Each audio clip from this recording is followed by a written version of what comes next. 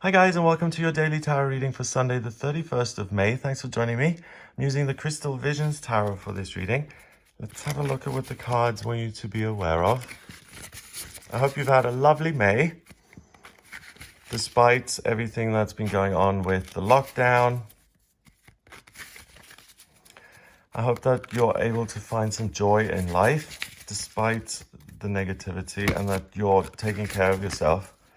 Let's have a look at this day in particular. Oh wow, we've got the Ace of Cups, which really is a gift from the universe when it comes to love and feeling connected, and like there is joy, more love. Wow, we have the Ten of Cups. That's feeling connected to other people, feeling loved, romance, children. Wow. And then finally, we have the Chariot, victory and success. Wow, okay. So 3 really positive cards, which means that this is going to be one of the most positive cards of the month. And you can see both of these are cups, which is to do with water, obviously. Cups containing water. Anything to do with water in the tarot and in astrology, yeah, is to do with spirituality, feelings, sense of freedom, possibility, beauty, the unmanifest, the maternal, the intuitive, looking at the third eye and seeing with your spiritual eyes, and being able to do that the other way around as well and see something in your mind's eye and create it here on earth. The lotus is a wonderful symbol as well.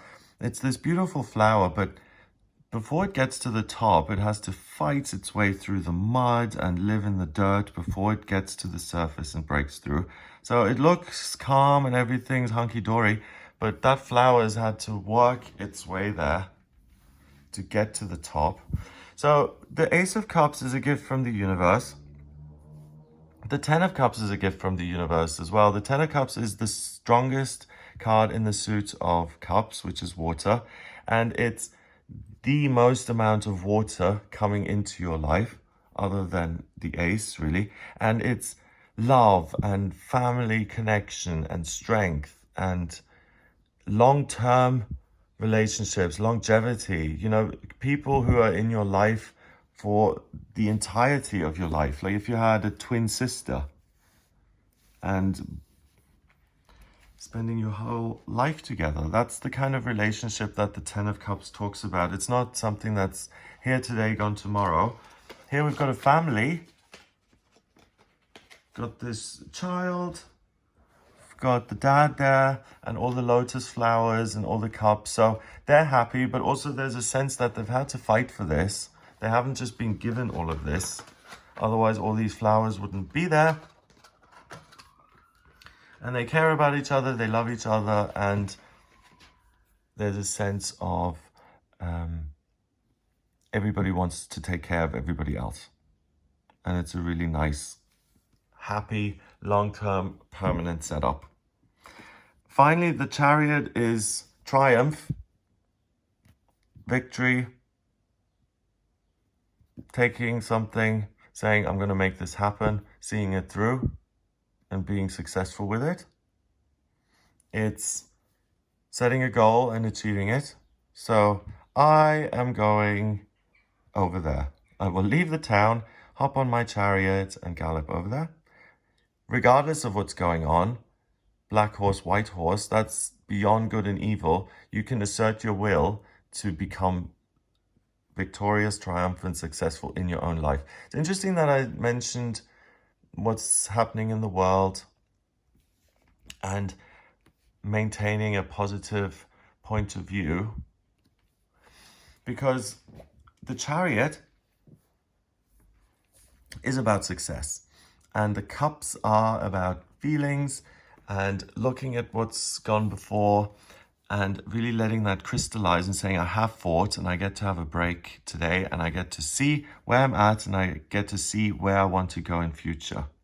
So if things haven't made sense at all, if you've been going through the mud and you've just been plodding along and getting by and nothing has made sense, listen to your feelings today. Let them guide you in the right direction and get clarity on something that has caused you a lot of upset, something that you've poured a lot of energy into. Also, if there's a relationship in your life which you don't quite see clearly, you don't understand what's going to happen with it, look at it today via your feelings. Tom and I have been together now for 3 years, and I've been to the doctor and I am pregnant. How do I feel about all of that?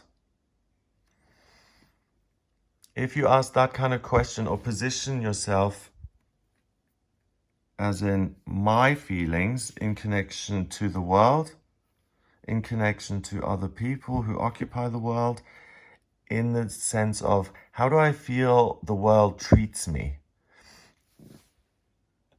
In the 12 steps, there's an expression that says, pour me another drink. Because when you feel sorry for yourself, you may as well go back to drinking. That's the point of that. However, sometimes the world can be really mean to us, and it can take away your relationship and your ride and your place to live and the way you see yourself and the way you feel about yourself, your energy, and any kind of desire whatsoever can be taken away. So if that's where you've been, or if that's what May has done to you, or the last 2 months have done to you, and you feel like you've been ravaged and life has really done a number on you, then you can see that for what it is today without panicking.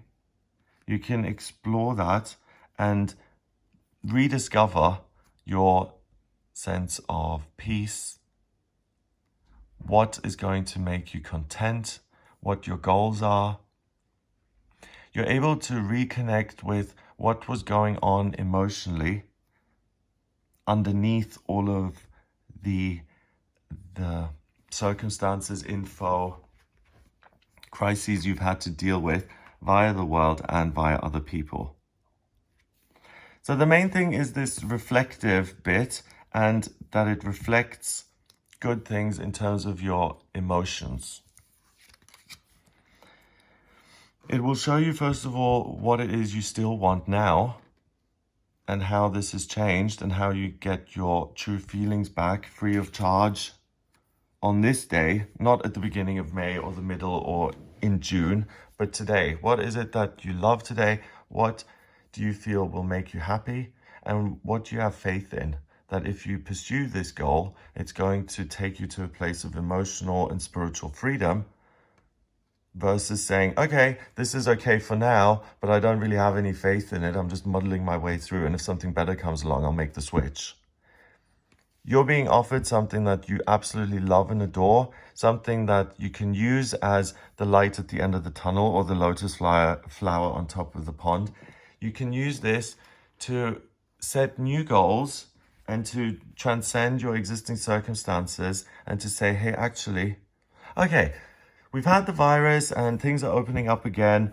So, for example, I don't know, I'm going to have to find new work. I realize that the work I've done up until now has taken me away from my family, has made me feel unhappy. So I'm going to look at how I can work differently. Ask for support and guidance from my feelings, from my angels, from my guides, from my archetypal divine mother. Whoever you work with spiritually, ask for help. The Ace of Cups really is a present from the universe. It's saying, here you go. Here are all your feelings in a lovely, positive way. Ta-da! Enjoy. Then also there's the potential to really fall in love, or to open a doorway into a life where you can be in love, either with your work, yourself, or your circumstances. And the key is that you have the power and the imagination to look over what has happened in the past. That's this reflective bit. I see May. I see the job I lost. I see the relationship I had and that I don't have. I see what I'm aiming for in future. And because you're given that information, spiritually and emotionally, you can turn your face to the prize and you can gallop off into your future that makes you happy. But you take the reins, you take back control, and you don't just languish along and say, oh, what new suffering will I have to endure today or tomorrow? No, it's about, this has happened to me in the past. I know this about myself. This is what makes me feel loved and part of something in a team. You know, for some people, it may be a family. For others, it may be starting a fashion house or being part of a community. Your working life, your romantic life, anything that you care about, you're really able to see it clearly. Oh, okay, this is interesting because we've had a Venus retrograde. We're still in Venus retrograde in terms of the astrology. And this kind of energy means you get a reprieve from that and you're able to see the things you love, how you love them in an ideal world, and what you can do with them to have an even more positive future. By saying, this is what I like, so I'm going to make more of this. This is what I don't like, so I'm going to cut this out so I don't have to waste my energy on it. And all of that together streamlines the positive and the negative, and it uses the energy of that to propel me forward, regardless of good or bad. I'm beyond all of that. I'm above it. So it's your spiritual insight that allows you to rise above simply feeling or being a victim or being framed a certain way. You're able to turn that around and take the reins and drive the chariot in your own special direction, which leads to your own happy place. Number-wise, we have an ace, which is 1, 10 is 11, and 7 is 18. 1 and 8 is 9, and 9 is spirituality and completion. And that's where the Ace of Cups comes from. Spirit, your inner child, that still inner voice within you, your conscience. If you're clairvoyant or intuitive, the images that you get or the feelings. So that's the key. Spirituality and completion. Use the natural completion of May, the natural kind of end of this month, the closing of one cycle, to really make sure you understand what you're going to avoid in June, what you're going to continue to do in June. Look back on May, learn from it, and be more successful in June by putting things in place today. And ask for help. Have an amazing Sunday. If you'd like a personal reading with me, please get in touch via my website. It's gregoryscott.com. Hit the subscribe button. Share the video if you like it. Have an amazing day, and I'll speak to you tomorrow.